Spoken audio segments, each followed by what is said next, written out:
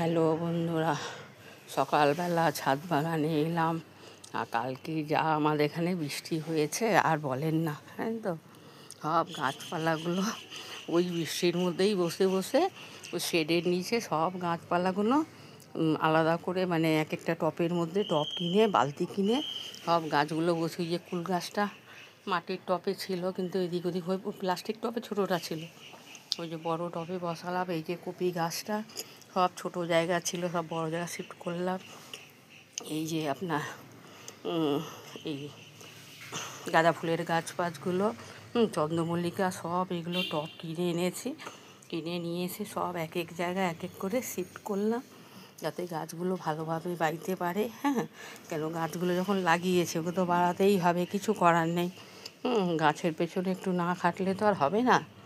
সকাল বিকাল মিলে এই সবই একটু শেডের নিচে বসে, সকাল দুপুরের দিকটা বৃষ্টি বেশি ছিল, তারপরে আস্তে আস্তে কমে গেছে।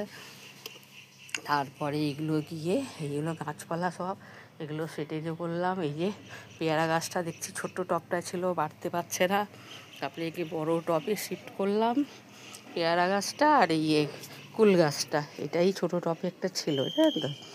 তারপরে গিয়ে আবার গাছপালা সব এদিকে, মানে আর কি বলি, সারাদিন কালকে যা খেটেছি। তারপরে একটু চুন পাইনি, জানেন তো, চুন ওই গলা চুনটা নিয়ে এসেছি, নিয়ে এসে ওটা শুকাচ্ছি, শুকে দিয়ে তারপরে শিলনোড়া একটু থেতো করে দেবো, কিংবা যেখানে একটু বেটে দিয়ে অ্যামেনজাসটা করলেও হবে, করে দিয়ে তারপরে ওইটা না হয় কৌটোবন্দি করে রেখে দেবো।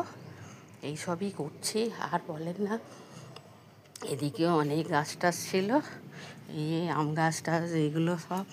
এই গাছ ছিল আপনার, এই যে কালো জামের গাছটা বলছিলাম, আর টবটা ছোটো হয়ে গেছে, রাখতে পারছি না। তারপরে এই যে টব, একটা বালতি, দেখেন বালতি নিয়ে এসেছি, নিয়ে আসার পরে এইগুলো সব বালতিতে শিফট করলাম।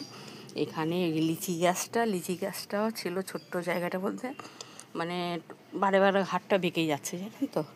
তারপরে একে আবার সেট করলাম।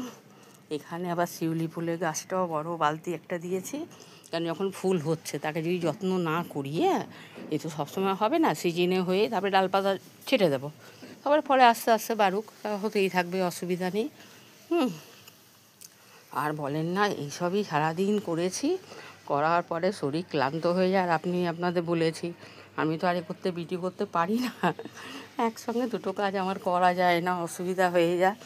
তারপরে মধ্যে এইগুলো করে গাছপালা বসিয়ে দিয়ে তারপরে বিকালবেলা একবারে 5টার দিকে বাড়ি গেছি, 5টা পৌনে 5টা নাগাদ বাড়ি গেছি, হ্যাঁ তো।